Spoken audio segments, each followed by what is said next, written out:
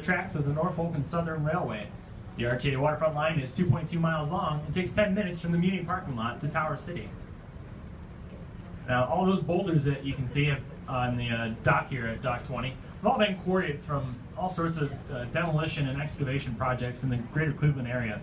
And eventually, they'll be loaded off into barges and then taken out and used to repair the break wall. Now, the way the Cleveland break wall works is it's essentially a large shelf at the surface level, and they put sacrificial material, such as these boulders or sometimes large cement slabs, and essentially that's what erodes in place of the break wall, and it really saves us millions and millions of dollars that would have to be spent repairing our shoreside installations if not for the break wall. The railroad bridge ahead of us is the Norfolk and Southern vertical lift bridge of the former Conrail, New York Central, and Penn Central railroads. It lifts like a stage curtain, revealing the industrial might and entertainment center of Cleveland. The bridge was built in 1954 to replace a cumbersome swing bridge and spans the river 250 feet. I'm going to be watching this bridge go up there.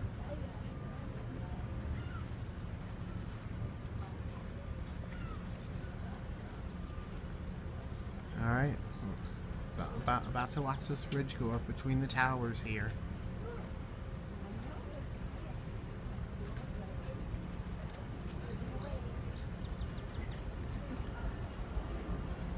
And there's a train. Now, as soon as this triple header making its way west clears the span, we're going to get our lift here at this Norfolk lift bridge.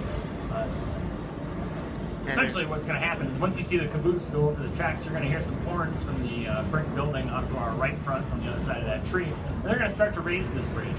Now, the vertical lift bridge has become the gold standard for movable bridges across navigable waterways. Train coming through. It's essentially a very simple machine, and they're very cost-effective to maintain and operate. It essentially operates on the exact same principle as all the elevators we use in our daily lives. That center span is essentially an elevator, and at the towers on either side, you have counterweights that aid in the raising and lowering of this bridge. Each of those counterweights is 75 tons, and it's in perfect balance with the center span at 150 tons. And all it actually takes is a small electric motor and a series of cables and pulleys to raise and lower this mighty bridge. There are two other types of movable bridges across the Cuyahoga. You can see that one on the other side of it that's in the upright position. Now that's a Scherzer. This train's really long, everyone. Really long. Jackknife bridge. There's only two operative ones. Stand by for bridge opening. Than we're likely going to get today. And then, of course, in just a few minutes, we'll see the Center Street Bobtail Swing Bridge.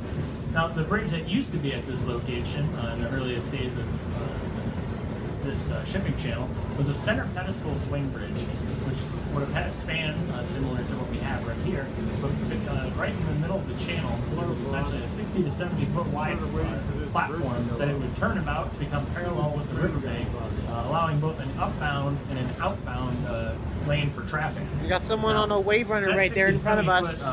Center pedestal took a significant portion of the river out of the equation, and in the earliest days of shipping, because the demand for raw materials was relatively limited, some of the smaller vessels had no issue coming in and out of here. But as industrialization really started to take hold, the demand for iron ore, limestone, and other materials to come in and out of the river simply dictated that the ships had to get bigger so they could deliver larger cargoes. Now, for a while, things were all right, but collisions became quite frequent in this portion of the river. So essentially, they did away with that swing bridges in favor of this vertical lift style bridge.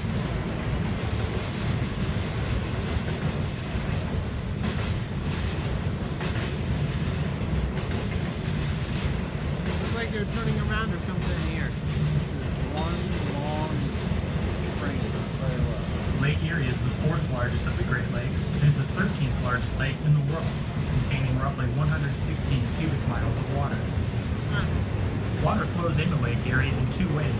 About 85% of the water flows in through the Detroit River. The remainder of the water enters Lake Erie by draining into the Lake Erie watershed. Now, a watershed is a region of land that drains into a specific body of water. And since Lake Erie is lower in altitude than much of the surrounding land, It acts as a basin into which much Alright. of the area's precipitation will eventually flow. Alright, it's nearing the end, so One of the we're major gonna start challenges hearing the Lake Erie signals from the faces towers is up that here. Even though a small portion of its water comes from draining into the watershed, the majority of its pollution enters this way. Here we go. Think about the Lake Erie watershed. It is surrounded by 17 major metropolitan areas combining for more than 12 million people. This is about 1/3 of the people who live in the entire Great Lakes Basin. Lake Erie is the stand by Great for Lakes bridge opening. surrounded by the most industry, which in turn brought with it intensive pollution, especially in the earlier unregulated years of industrialization. The Cuyahoga River was at one time so polluted that it was considered dead, completely bereft of animal life, and steadily slicked with all manner of oil, sludge, and sewage. Keep in mind that this pollution drained into Lake Erie, which was the source of drinking water for a majority of those millions of people in the Lake Erie watershed. Now, it is impossible to discuss the Cuyahoga River without addressing the elephant in the room, the Cuyahoga River fires. The Chicago, Buffalo, and Rouge Rivers all experienced fires as well, but the 1969 Cuyahoga River fire is certainly the most famous, as it would serve as a rallying point for the environmental movement. The first recorded river fire occurred in 1868, as industry began to boom along the river. Fire after fire occurred, usually small oil slicks, which in turn ignited much larger fires, some lasting for days. Although it was against the law to dump oil or other pollutants into the river, the law was rarely enforced and only carried a $10 fine. The obvious threat to local small businesses and Clevelanders did not go unnoticed, however, and a movement began to agitate for a cleanup of the Cuyahoga River and better pollution control. The movement gained ground as fires continued to plague the area, including a fire in 1952 that caused more than $500,000 worth of damage. The infamous 1969 fire was minor compared to the others, but the time was right and it served as an important rallying point for the environmental movement. All right, we've just received word from the railroad that they're going to run one more eastbound train, and then once that clears, we'll Looks get our like, lift. I'll be back later. Mayor Carl Stokes and his brother, Louis Stokes, put pressure sorry on about that. Congress to urge federal involvement. We'll be in back as tighter soon as this pollution next control. train comes through here. Alright, we're back. Peoples of the Great Lakes region for centuries. Long before the European settlers. Alright, the bridge is about to open. Americans called this region home, including the Iroquois, Dad and I are making our way to the front of the Ojibwe, boat here. Potawatomi, Huron, and many others. It was these people who first plied the Great Lakes with large canoes capable of conveying people and freight. The canoes were often made of elm or birch bark and reinforced with wood framing. The bark made the canoes light, yet capable stand of by for carrying bridge an opening impressive here. amount across open bodies of water. The light weight of the canoe was an advantage that did not go unnoticed by the earliest European pioneers, including fur trappers who often had to carry their canoes overland for great distances. Lake Erie and the other Great Lakes play a key role in influencing the weather in the region. The lakes have a moderating effect on seasonal temperatures, absorbing heat in the summer and then radiating heat in the cooler months. This unique effect helps to minimize frost in transitional months and makes certain points around Lake Erie and Lake Michigan particularly suitable for growing fruits sensitive to frost, such as grapes, cherries, and apples. The Great Lakes also have a tendency to intensify weather systems. The most common example you may be familiar with is lake effect snow. The prevailing winds out of the west accumulate moisture from the lake's surface and form concentrated bands of snowfall on the eastern shores of Lake Erie, resulting in an area known as the snow belt.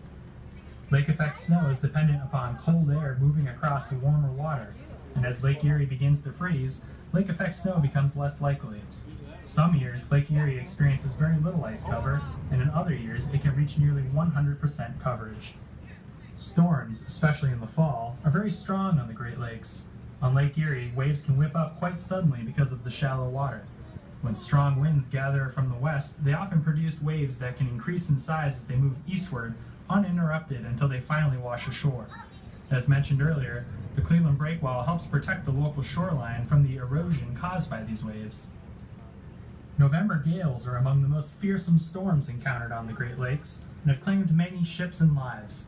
On Lake Erie alone, there are 270 confirmed shipwrecks and an estimated 2,000 or more undiscovered wrecks.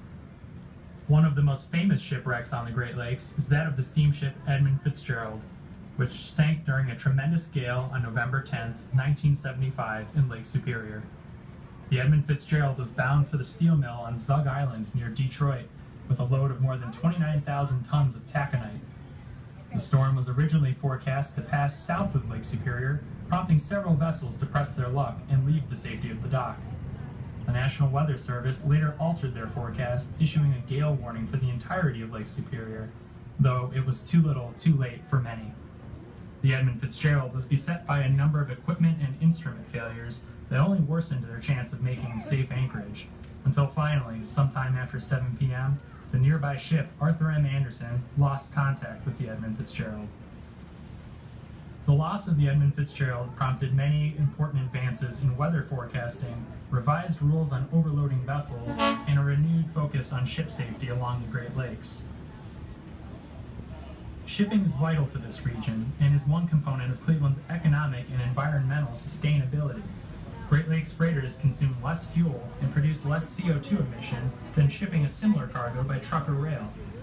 In fact, the cargo carried by a 1,000-foot-long Great Lakes freighter would take at least 7 locomotives hauling 100 train cars each, or more than 2,800 trucks. The fork in the river to the right was the original course of the river, the part that Moses Cleveland entered when he founded the city in 1796. At that time, the mouth of the river was a mile from what is now Edgewater Park. The entrance that we are using was dug between 1825 and 1840 when Congress appropriated $90,000 to open this new channel. We are often asked, who pays for the opening and closing of these bridges? Are we charged a toll or a fee? Well, the answer is no. This decision was reached in a landmark court case back in the early 1800s. Many bridges were being built for the first time then, and this became a vital question. It was decided that if you build a bridge across a navigable waterway, you are responsible for the opening and closing of that bridge, and you cannot charge a toll or a fee. A young Abraham Lincoln was involved in this court case. All of the bridges in the Cuyahoga River system are operated free of charge to anyone wishing to go through or under them. And, Looking at both and sides that's of the river, railroad bridge we can now get opening. an excellent view